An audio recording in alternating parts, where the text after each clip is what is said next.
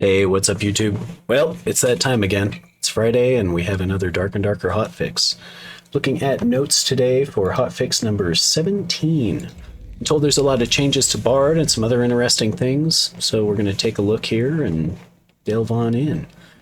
They said they're doing the hotfix today, Friday, October the 13th. Friday the 13th, nice and lucky. They talk about fixing an issue that could result in crashes when moving gold coins between gold coin containers. I've had all sorts of random crashes anyway in the last patch, so I don't think I've ran into this one specifically, but it's kind of rough. Glad they fixed it. Fixed an issue where post-processing effects were not being applied when using the hide mastery perk. Well, it's a rogue thing, but yeah, it makes sense that those effects would have to be taken care of. You don't want somebody to see you when you're invisible. They fixed an issue where the buffs would not be overwritten properly when a bard plays the same song. I think this had something to do with playing, actually right here, Clarity. It seemed that sometimes it would kind of stack on itself, or just not completely finish the timer when you would play it a second, or redo the timer when you would play it a second time. They fixed an issue where spells would sometimes not cast properly even when casting completed, or even when casting was completed correctly. I noticed this a lot on both Cleric and Bard. It's like you would hit that last note and nothing would happen. It's like, but I needed that spell. They fixed an issue where the VFX was displayed abnormally large when applied to the cockatrice. Oh, I did notice this in, like, I don't know, the 2 or 3 times I've actually tried to fight the cockatrice in the ruins. It just seemed that some of the effects were, like, huge and way out of proportion to the attacks and to the monster itself, so I'm glad they messed with that. I still don't like fighting that thing. It's kind of a giant bastard bird. Like, it's a menace. I'd rather fight one of the Hellbats, the gargoyles, like, any day than that thing. Bard's Allegro duration has been normalized to 8 seconds based on the default persuasion of 20. I like that they're including persuasion for these. I think that's going to be big. Accelerando has been changed to be affected by persuasion and has also been normalized to 8 seconds based on the default persuasion of 20. I think that's really important, especially for the durations of these. Both of these spells I like, or songs I like to play just kind of as we're moving through, beginning to loot. And I really like Persuasion because I think increasing that duration based on a stat is going to be really big. And it kind of separates the knowledge and, well, it separates the stats in a way that, like, I don't know, it feels like resourcefulness wasn't as necessary, and I wanted to see people using it a little bit more. Aria of Alacrity, the action speed has been reduced. That's a pretty big change. I mean, it's literally cutting it, well, actually more than 50%. I don't use Alacrity that much. I'm not the biggest fan of the loot. But I know that a lot of people really like it. I do like these next couple where they've adjusted the duration of Alacrity, Courage, and what was it, Harmonic Shield, all to the 30, 60, and 120. Again, based on the persuasion of 20. I think that's going to be really big, just because, I mean, those are kind of the staples for Bard. And so you're going to have those up consistently. It doesn't make sense to have to continue playing them as much when it's like, okay, this is the buff that you're here for. We're going to drop this on the party while we're moving, while we're fighting, while we're looting. It doesn't really matter. Harmonic Shield's casting increase. Oh, the cost increase, so to take the spell from 4 to 5. That makes sense. Harmonic Shield is pretty strong. And honestly, it seemed a little cheap. I mean, it's one of the spells that I have like in my last 3 slots, though I always try to push like 28 or so. That way with that +3 to the will and to the knowledge, you can actually hit all of the 10 songs that I like to take. Unchained Harmony increased from 3 to 5. That's kind of brutal.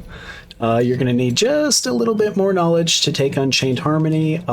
That's basically one that I don't leave home without. I love to be able to open chests nice and easily, and multiples is really nice. Like you just saw up here, you get up to the top right in front of that shrine, you open both at once.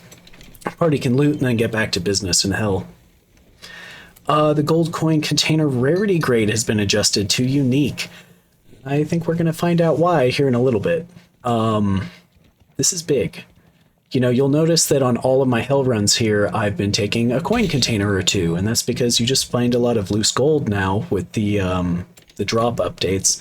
Now, I heard that they rolled that back again a little bit. I play Bard, so my luck's always base 100.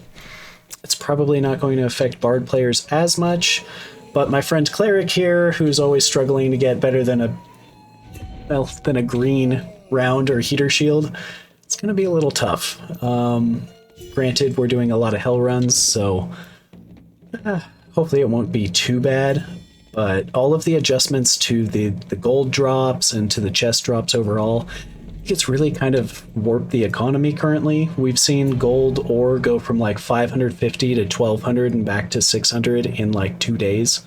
So hopefully it starts to kind of even out and we can feel a little bit more confident when we're buying things like gold bars, gold keys, and so on to kind of store that wealth and hold on to it for later, of course.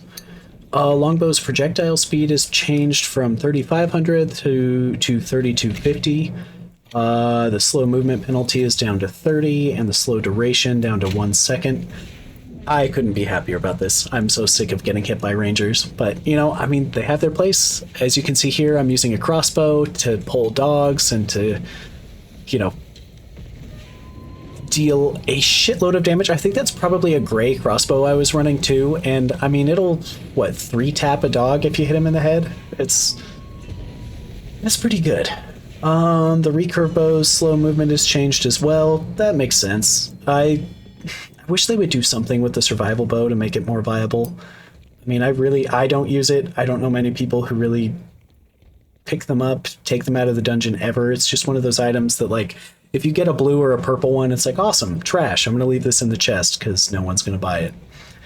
Higher grade pickaxes give a higher interaction speed. I like this a lot. I think maybe they could play around with the move speed of them as well. I don't know, it just seems like the thing to do. Maybe the move speed, interact speed, and maybe like a little bit more of a damage buff on there. Like I would laugh to see, I don't want stat lines on the pickaxe, but to see the pickaxe as like a somewhat viable weapon. I mean, I've killed like mini bosses with the pickaxe as a meme, but otherwise, I don't know. I think there's something to be had there. Drum's projectile speed has been changed from 1300 to 1000. I'm kind of bummed about that. I want to do a video here soon about how ridiculous throwing purple drums can be. Maybe I'll do some goblin runs with them. Maybe we'll even try a hell run with it, but the being able to throw the drum is kind of ridiculous, and I love it. Trajectory of the drum when thrown has been slightly modified. Makes sense. I saw one of my buddies die a couple of times in Goblin Caves just to a thrown drum. It feels like you could throw them like damn near right across the room too. Like there's not a lot of like drop in that drum toss. Maybe they fixed that. We'll have to see tonight. Damage from Darkswarm no longer reduces recoverable health. That's huge. That means it's not taking both portions of your health bar. Once you get out, drop that tranquility, take a health potion, bandage, you're going to be right back up to where you want to be. I think that's great. Lower the drop rate for trinkets and treasures from the chests. Yeah, that's going to be a big one. Lower the drop rates for armor and weapons from the high grade chests. It's kind of rough too. Once again, you know, base luck of 100 on the bard. I kind of feel like I'll be able to scoot through that again, but just really enjoying those drop rates, like especially in hell here. I mean, we got to fight to be there anyway. Sometimes you got to fight with other teams once you're here.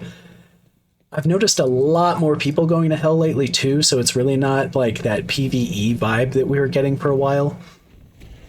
Maybe they'll update that, maybe they'll change it, maybe they're happy with where it's at. We'll have to see.